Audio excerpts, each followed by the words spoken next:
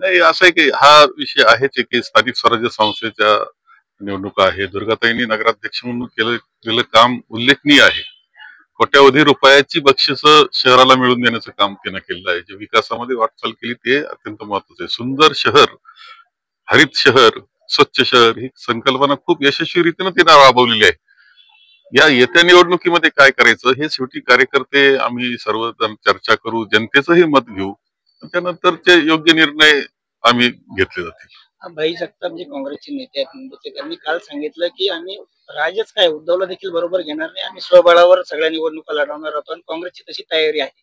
ही कार्यकर्त्यांची ती चर्चा असते, कारण बरेच इच्छुक असतात. अनेकांची अडचण होत असते ज्यावेळेस आम्ही एकत्र आघाडी होत असते त्यावेळेस होत असते, हे खरं आहे. परंतु हे निर्णय शेवटी जे घ्यायचे आहे ते उच्च पातळीला घेतले जात आहेत. त्यांनी कार्यकर्त्यांची भावना कदाचित बोलवून दाखवलेली असेल.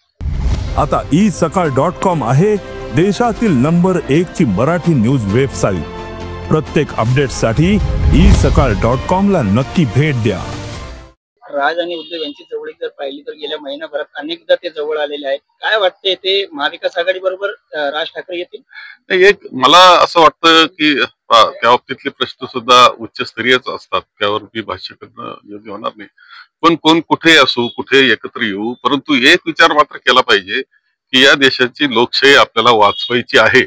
निवडणुका आपण केवळ सत्तेकरता नाही किंवा पदांकरता निवडणुका नाही, तर या देशातली लोकशाही समर्थ झाली पाहिजे, वाचली पाहिजे. वाचण्याचाच विषय झालेला आहे असं माझं मत आहे. ती वाचली पाहिजे, याच्याकरता प्रत्येकानं प्रयत्न केला पाहिजे, ही मला गरज वाटते.